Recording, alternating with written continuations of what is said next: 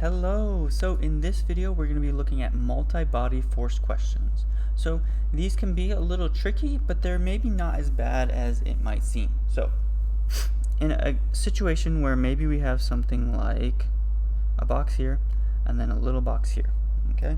And so this might have a mass of, let's say, 4m, and this has a mass of m. Okay, now I'm going to push this with a, we'll say, Fa. Okay, and then the problem is going to ask me for the acceleration. Now, there's two ways to set this up. One way is to set the entire system as one big object, right? In other words, I'm just going to say, this is really a 5m with an Fa applied, okay? And so that case, I just need to set up my Fnet equals Fa, right? I have no friction in this example. My Fy equals 0, so my Fnet is just going to be in my x direction. So I should have Fnet equals Fa, and then I'm going to have m total equals Fa, or m total A equals Fa. Now this m total is really important because I need to use the total mass because I've now made it one big object. That means I can't just use just 4 or just m. I need to use this total 5m, okay? And so I use 5ma equals Fa. To solve for a, I just divide by 5m, so a equals 5 Fama, or sorry, m 5m. Okay, so just divide by 5m. Okay, and so that's my first way. So my first way is to treat it as one object. Okay, and that way is often a little easier, but some of the things you need to remember is ignore connecting forces. So what that means is there's a force here that pushes that way, right? I have an actual force that pushes that way because I have two objects touching, right? If I touch an object and I push on it, it's going to cause a force. And then there's also going to be a force backwards. Now, because of Newton's third law, we know that these forces, these two Fn's, are going to be equal to each other. So if I have one pushing forward, one pushing backwards, those two forces are just going to cancel out. So I could put a plus Fn1 plus Fn2, but those two forces cancel out, so I don't even need to write them, okay? I just need to write down my forces that are external. By external, I mean they're caused by something outside the system, okay? So forces that are connecting forces, that are causing both objects to move together, I need to treat as, I can just ignore those, okay? If you did write them down, they should always cancel out, okay? So you need to ignore connecting forces. Now, the second way to solve this problem is to set up two Fnets, so one for each object, okay?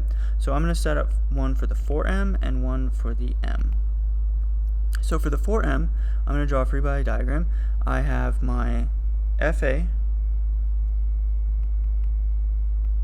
and then I also have my Fn in the opposite direction, okay?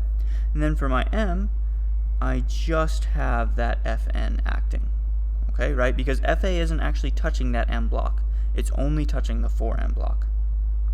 So those are my two free body diagrams. I also have Fn there and mg, just to finish my free body diagrams, right? But those aren't actually going to come into the problem at all, so I'm just going to get rid of those for now, okay?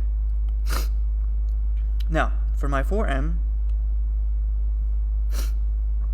my Fnet is going to equal Fa minus Fn, right? And so then I just plug in ma. Now remember, this is 4ma because my mass is 4m, equals Fa minus Fn. And then I'm going to do the same thing over here. So now my Fnet just equals Fn, okay? And then I plug in my Fnet, so I plug in ma equals Fn. Now, after you set up your two free body diagrams, you set up two Fnets, what you're going to have to do is you're going to actually have to combine these two equations. So you'll see Fn right here Fn right here is the same Fn here. So I'm just going to take this and plug it in there. okay? So then I'll have 4 ma equals fa minus ma, and then I just add ma to the other side, so I have 5 ma equals fa, and then to solve for a, I just divide by 5m, so I have fa divided by 5m. And you'll notice that this, right, is the same as we got over here, right? So either way, you're going to have the same thing. Now, one of the most classic examples you might see is something that looks like this. We have a block, it's sliding, and it's attached to a block that's falling. So this is often called an Atwood machine, okay? So let's say this has a block of, we'll say 4m, this has a block of m, and I want to find a. So the first way we're going to set it up is as a one-body question. So what we're saying is this whole system here we're going to treat as one big object. Okay, now first I'm going to just draw a free body diagram for each thing. So I have mg down and I have T up. T stands for tension. You can also write Ft, okay, but that is the force of tension. That's the force of a string pulling on something. And then for this block over here, the only thing pulling on it is going to be T. Okay, now we do have a 4mg and an Fn here, but once again, since those are perpendicular to my motion, it's not moving up or down, I can actually just kind of ignore those for right now. Okay, now as a one-body question, I set up F net equals, and let's put down the forces we know. Well, what's the main force causing my acceleration? Mg. Hopefully, let's pause on that mg. So I have mg. Hopefully you remember from our last section of notes, the 4E notes, that we want to set A, the direction of A, as positive, okay? And so that means this direction will be positive, but then when we're over here, this direction is also going to be positive, okay? So just whatever direction it's going to accelerate, set that direction as positive, okay? And so this means my mg has to be positive. Now you'll notice I would need to subtract this t, right? But then over here, it's actually helping me, so I would then add that t back. And so you'll notice I have plus minus t and then plus t, and so that actually will just cancel out. T in this case is a connecting force. So that is one of those types of forces that you're just going to ignore, okay? And so I can just get rid of that whole section of t, okay? And so I just have F net equals mg, right? And make sure that it's this mg, it's actually that force.